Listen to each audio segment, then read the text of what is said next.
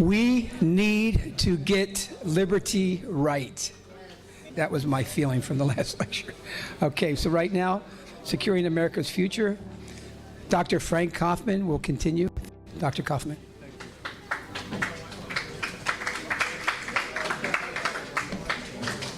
I know conversations are hard to wrap up sometimes.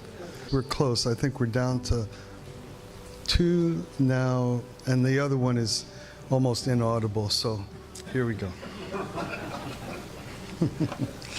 Good.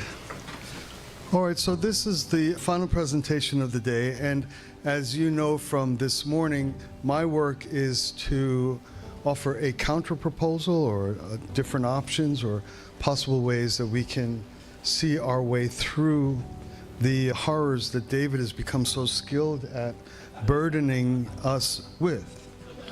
And I think he's extremely listenable and intelligible for a white racist. No, supremacist. But I feel far more oppressed by his attractiveness, but which is also, he's to blame for that as well. Okay, so I've entitled this, The End of Woke Culture, A New American Future. Woke ideology embedded itself in, as we've heard, in every part of American life. Gramsci and Dutschke of the Frankfurt School called this the idea of embedding itself in every part of human life, the long march through the institutions. They were members of the Frankfurt School, but that long march they were speaking of as Marxism. That's part of the reason why a lot of the people who are trying to defend us and speaking on our behalf persist in seeing this as the work of the Frankfurt School, because the work has taken over all the institutions, which was predicted and invested in by the Frankfurt School. But the Long March has now become the ultra-relativism of woke ideology, not Marxism, as David made clear. For simplicity, we'll call this pernicious ideology wokeism, and while it looks foolish at times, it is far more virulent and invasive than its rationalist and materialist predecessors. Insisting on calling today's internal enemy of America Marxism, in my opinion, is a sure way to lose the battle and lose our country entirely and fast. A big part of this reason of this seminar is to make clear that we face a more difficult enemy that we cannot overcome if we do not clearly identify it and understand it. The ideology attacking America and free societies everywhere is no longer Marxism, any more than an F-35 Lightning II is a World War II P-51 Mustang. Both are planes, they both fly, they were both built for the same purpose, but it would be a mistake to go to war without knowing the difference. So far, we have seen the binary, which I call the binary, the twin rails of choice in response to excessive social disorder or injustice. One rail removes God, one rail renews faith. To remove God of rationalism led to the French Revolution and the Reign of Terror. Reformation and awakening side eventually blossomed in the birth of America and the eventual spread of freedom and democracy worldwide.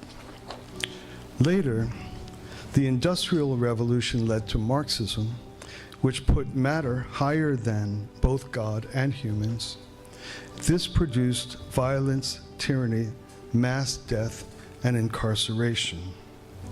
The faith and reform side created a century of growing race and gender equality. These free societies not only improved the conditions of human equality, but also they successfully crushed Soviet communism. They won the Cold War. Some still cling to Marxism for some odd reason, But the current inner enemies of America keep only small parts of Marxist tactics.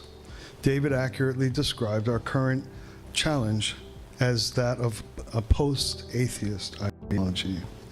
The attack from the left is now more serious, more complete than earlier revolutions. What is now removed is not God, but rather meaning, order, and even language itself, as David made perfectly clear. Total race and gender hatred are now everywhere, all the time. The progressive left is not against the rich.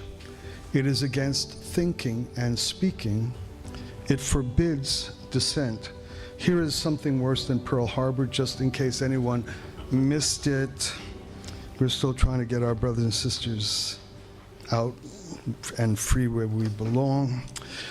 The current conservative habit of constantly, as I mentioned this morning, of constantly pointing out the hypocrisy of the left is futile. It causes us to lose time and come closer to losing our country. As I said earlier, we're spending too much time on social media arguing with strangers, talking to ourselves, and so forth. The progressive left follows a long-range, carefully orchestrated strategy that removes the possibility of justice and honor in our country. It offers nothing to improve human life. It is perfect only at destroying. The only thing it does, and again, I'm repeating what David made perfectly clear, the only thing it does is divide, deny, undo, break things, and disallow speech. Pure wokeism began in a tiny house of mirrors created by language philosophers. It created pure relativism with no shared basis of being, no shared basis of speaking, and in this way rocketed into contemporary affairs, radical isolation and alienation. This is the fruits of no shared space. Not even that language has a referent, that words have meaning, has been denied. And the intensity of the alienation that produced fuels and feeds the ideological underpinnings of the fluidity of gender and things like that. People are isolated and thus more vulnerable. How did this obscure philosophy rise to become such a menacing power that it is today? How could this small, self-absorbed little club, like David mentioned, he studied with these people. I was also in school at the same time, and I was also studied with some of they just flew around, attended academic conferences, debauched a lot, like Foucault, my gosh. They're debauched individuals, and they're celebrated everywhere. It's a tiny little club that is on a mission of self-destruction. Being a philosopher and a writer whose purpose is to establish that there's no possibility of meaning. It's like founding a religion of three men whose only tenet is celibacy. Its job is to destroy itself. As David just explained, when the Soviet Union failed, race and gender theorists adopted critical theory. This is a match, I was going to write a match made in heaven. It's a match made in hell, because the race and gender hustle is built on permanent victimhood.